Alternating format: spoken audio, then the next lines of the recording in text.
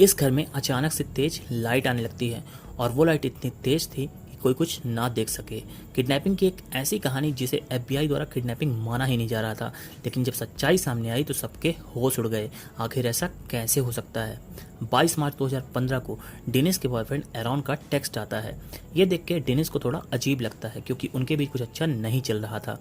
लंबे समय से उनके बीच कोई कनेक्शन नहीं था। डेनिस को इसलिए भी अजीब लगा क्योंकि एरॉन उसे मिलने के लिए घर बुला रहा था।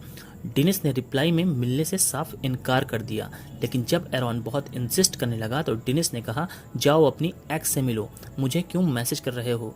लेकिन इनके बीच ये झगड़ा क्यों हुआ था? दरअसल डेनिस कैलिफोर्निया से बोस्टन शिफ्ट हुई एज आ साइकोथेरेपिस्ट इन काइजर हॉस्पिटल। वहीं पर एरॉन भी काम करता था। दोनों की मुलाकातें हुई और धीरे धीरे प्यार में बढ़ गईं।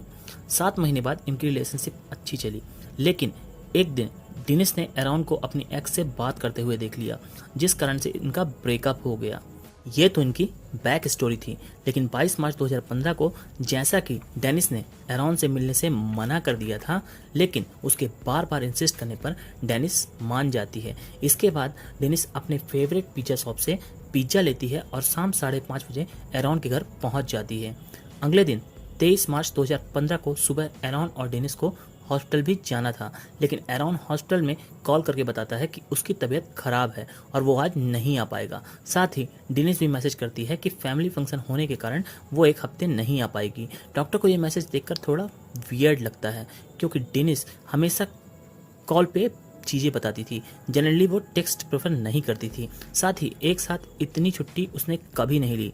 डॉक्टर भी रिप्लाई करता है, take care, take your time, पर डेनिस को कोई जवाब नहीं आता। डेनिस हमेशा रिप्लाई करती थी, पर उसका रिप्लाई ना देख डॉक्टर को थोड़ा अजीब तो लगा, पर उन्होंने इग्नोर कर दिया। 23 मार्च 2015 दोपहर 2 बजे वेलेहो पुलिस को एक कॉल आती है। ये कॉल एरॉन ने किया था, लेकिन उसकी आवाज़ से लग रहा था कि उसने या तो बहुत शराब पी रखी है या फिर ड्रग्स ले रखी है। एरॉन पुलिस को बताता है कि उसकी गर्लफ्रेंड लापता है। पुलिस एरॉन के घर पहुंचती है। एरॉन दरवाज़ा खोलता है। एरॉन को देखकर पुलिस को समझ आ जाता है कि इसने ड्रग्स ले रखी है। पुलिस घर के अंदर घुसते ही नोटिस करती है घर का सामान बिखरा पड़ा है। किचन में बियर की बोतलों का ढेर लगा हुआ है। साथ ही घर से बहुत स्ट्रॉन्ग केमिकल की स्मेल आ रही है। तब पुलिस वाले ने एरॉन से पूछा, क्या तुमने ड्रग्स ले रखी है? तब एरॉन कहता है, हाँ ले रखी है, लेकिन ये मुझे किडनैपर्स ने जबरदस्ती दी है। पुलिस छानबीन शुरू कर देती है कि तभी बेडरूम की तरफ जाते वक्त उस केमिकल की स्मेल और तेज हो जाती है। पुलिस बेडरूम में जाकर देखती है तो बेडरूम का पूरा फ्लोर केमिकल से साफ किया हुआ था।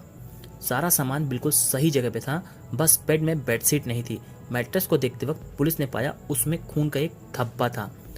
पुलिस ने पूरा घर देख डाला, लेकिन उसकी गर्लफ्रेंड का कोई पता नहीं था। पुलिस तुरंत एरॉन के पास आई और कहा, अब बताओ क्या हुआ था।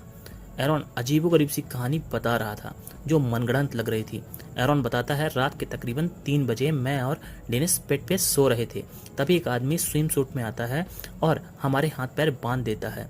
उसने साथ में और भी लोग थे। उसके हाथ में लेजर पॉइंटर्स भी थे। साथ ही उसके पास एक बहुत तेज फ्लैश लाइट थी जिसके आंखों पर पड़ने पर कुछ भी देखा नहीं जा सकता था।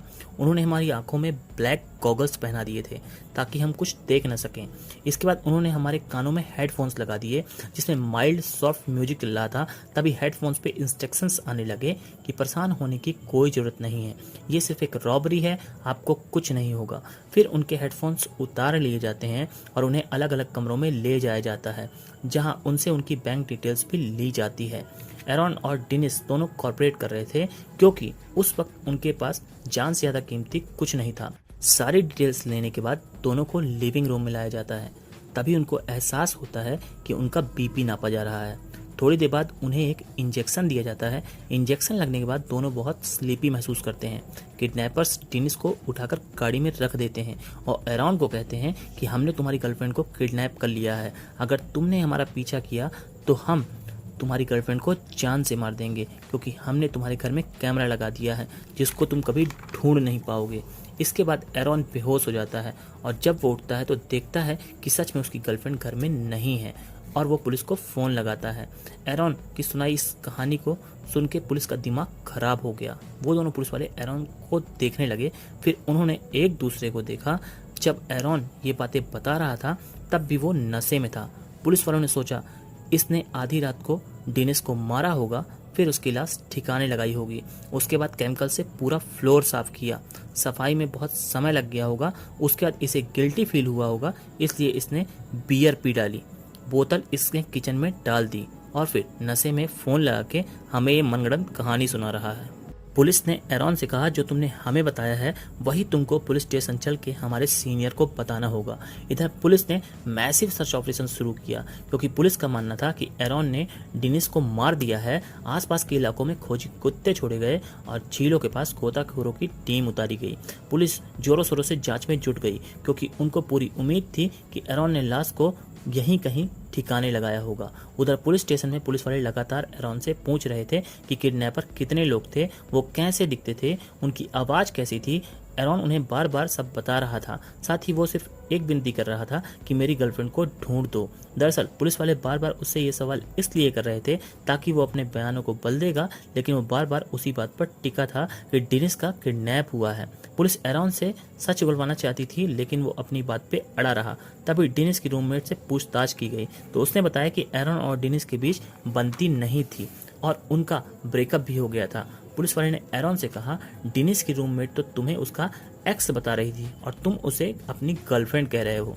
एरॉन ने कहा वो सच कह रही है, हमारा झगड़ा हुआ था इसलिए तो मैंने उसे घर में बुलाया था और हमारा पैचअप भी हो गया था, लेकिन उसी दिन वो किडनैप हो गई। पुलिस ने कहा चलो तुम्हारी बात मान भी ली, तो एक बात बताओ, तुमने कहा था किडनैपर ने तुम्हारी सारी बैंक डिटेल ली थी, तो फिर उन्होंने तुम्हारे या तुम्हारी गर्लफ्रेंड के बैंक से कोई भी रकम क्यों नहीं निकाली? इसलिए तुम ये मनगढ़ंत कहानी बनाना बंद करो और सच सच बताओ उसकी बॉडी कहाँ रखी तुमने। लेकिन एरॉन अपनी बात में अड़ा रहा। तब पुलिस ने पूछा कि हमको कॉल करने से पहले तुमने एक क्रेडिट कार्ड कंपनी को कॉल करके बहुत बड़ी रकम मांगी थी एक बोट लेने के लिए, साथ ही तुमने पूरा बेडरूम केमिकल से साफ क्यों किया? तब एरॉन ने कहा कि मैंने केमिकल से सफाई नहीं की, जब मैं बेहोश था उस दौरान किडनैपर्स ने ये किया होगा। साथ ही क्रेडिट कार्ड कंपनी से मैंने रकम इसलिए मांगी थी क्योंकि किडनैपर्स ने $8500 मांगे थे, इसलिए मैंने सबसे पहले पैसे अरेंज किए कि अगर किडनैपर पैसों के लिए फ़ोन आता है तो मैं उन्हें दे सकूं। अब ये बात पुलिस को हजम नहीं हो रही थी कि आखिर इतना बड़ा रिस्क लेके कोई इतनी छोटी सी रकम क्यों मांगेगा। जैसा अभी तक एरॉन द्वारा बताई बातों को पुलिस मनगढ़ंत मान रही थी, उसी तरह ये भी वैसी ही लग रही थी। पुलिस को कुछ समझ नहीं आ रहा था, इसलिए उन्होंने इस केस को FBI को सौंप दिया।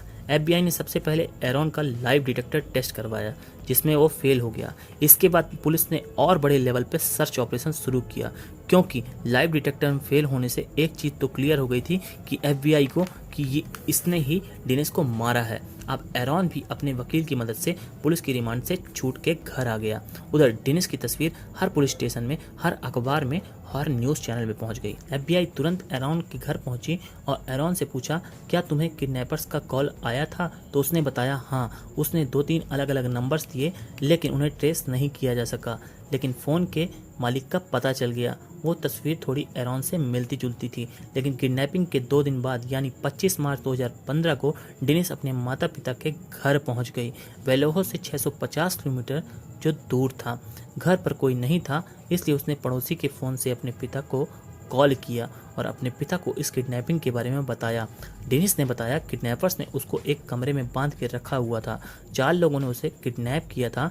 साथ ही उन किडनैपर्स ने उसे बताया कि ये सब वो अपने क्लाइंट्स के लिए कर रहा है, उसे जो प्रोटोकॉल मिल रहे हैं वो उसी को फॉलो कर रहा है। साथ ही उन्होंने उसे बिल्कुल परेशान नहीं किया, वो उसे खाना पीना सब देते थे। यही सारी बातें डेनिस ने डिटेक्टिव को ही बताई, लेकिन जब डिटेक्टिव ने कहा कि ये सब बातें तुम FBI को ही बता दो, डिटेक्टिव ने कहा एयरपोर्ट में FBI का चार्टर प्लेन खड़ा है, तुम उसमें जाके FBI को भी सारी सच्चाई बता दो। लेकिन डेनिस ने साफ साफ इनकार कर दिया। इसके बाद न्यूज़ वालों ने कहना शुरू कर दिया कि ये सब इन दोनों की बनाई कहानी है, इसलिए डेनिस FBI के पास नहीं गई। डेनिस भी अपना वकील करके फ्री हो गई। इधर FBI ने 25 मार्च की रात ही प्रेस कॉन्फ्रेंस की और बताया कि ये इनकी बनाई कहानी है, इसलिए अब पुलिस किसी किडनैपर को नहीं ढूंढेगी और ये केस क्लोज किया जाता है। लेकिन एरॉन और डेनिस रिपोर्टर्स को यही कहानी बता रहे थे, लेकिन लोगों को एक बात हजम नहीं हो रही थी कि ये दोनों के पास अच्छी जॉब है, वेल सेटल्ड हैं, अच्छी फैमिली बैकग्राउंड से भी हैं, फिर आखिर ये कहानी क्यों रचेंगे? पुलिस भी यही सोच सोचकर परेशान थी कि आखिर इन लोगों ने ऐसा क्यों किया। किडनैपिंग के लगभग 2.5 महीने बाद यानी 5 जून 2015 को पुलिस को कैलिफोर्निया के डबलिन के पास एक फ़ोन मिला, जिसको ट्रेस करने पर पुलिस एक सुनसान सी जगह पर एक कॉटेज में पहुंची, जहां उसे चोरी की हुई एक वाइट मस्टैंग मिली। पुलिस चोर को पकड़ने के लिए अंदर घुसी तो उसके होश उड़ गए, क्योंकि वहां अंदर लेज़र प्रिंटर्स, बड़ी flash lights, BP machine, injection goggles और हेडफोन्स भी मिले, जिसको देखकर पुलिस को समझते देर नहीं लगी। तभी पुलिस ने उस किडनैपर को ही पकड़ लिया जो पुलिस को फ़ोन खरीदते समय सीसीटीवी में देखा था। इसकी एरॉन और टिनिस से कोई दुश्मनी नहीं थी और ना ही वो इन दोनों को जानता था। एरॉन से हल्का मिलता जुलता ये शख्स 38 वर्षीय मैथ्यू मिलन था और इस तरह की वारदात को इसने पहली बार अंजाम नहीं दिया था। इससे पहले भी ये काम ये सैकड़ों बार कर चुका था। हार्वर्ड यूनिवर्सिटी से वकालत करने के बाद ये सारे अपराध करने लगा था। अब पुलिस को समझ में आया कि एरॉन और टिनिस जो बार बार बोल रहे थे वो सच था। इसने पुलिस से पूछा, आप लोग मुझ तक पहुँचे कैसे?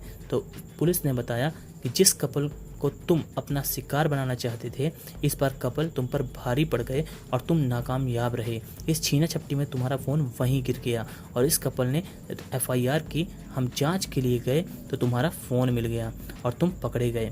पुलिस ने पूछा, तुम्हारे बाकी साथी कहाँ हैं? तो उसने बताया कि वो सिर्फ अकेला था, लेकिन लोगों को ये यकीन दिलवाने में कामयाब रहा कि वो 3-4 लोग हैं। उसने बताया कि मैंने पहले 3 हफ्ते ड्रोन से एरॉन के घर में नज़र रखी, तब इस वारदात को अंजाम दिया।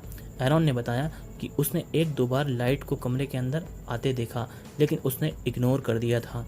ये उसी का ड्रोन रहा होगा। पुलिस को उससे बातें करके समझ आ गया कि ये मेंटली फिट नहीं है, ये किसी साइकोलॉजिकल डिसऑर्डर से गुजर रहा है। पुलिस ने उससे पूछा कि तुमने डिनिस के मोबाइल से डॉक्टर को मैसेज कैसे किया? तब एरॉन ने बताया कि ये मैसेज मैंने किया था, क्योंकि इसने ऐसा करने को कहा था। जब पुलिस वालों ने उससे पूछा कि तुमने केमिकल से बेडरूम साफ क्यों किया, तो इसका उसने कोई जवाब नहीं दिया। कोर्ट द्वारा उसे 71 साल की सज़ा सुनाई गई। एरॉन और डिनिस ने पुलिस पर केस कर दिया कि उन्होंने उनकी बात नहीं मानी और उन्हें ही गुनहगार ठहराया। दोनों ये केस जीत गए, जिसकी एवज में उन्हें $2.5 मिलियन मिले। साथ ही और भी महिलाओं ने आके इसके खिलाफ रिपोर्ट दर्ज की। फिर एरॉन और डिनिस ने शादी कर ली। इस तरह एक साइको ने एक केस को उलझा कर रखा था। जय हिंद, जय भारत।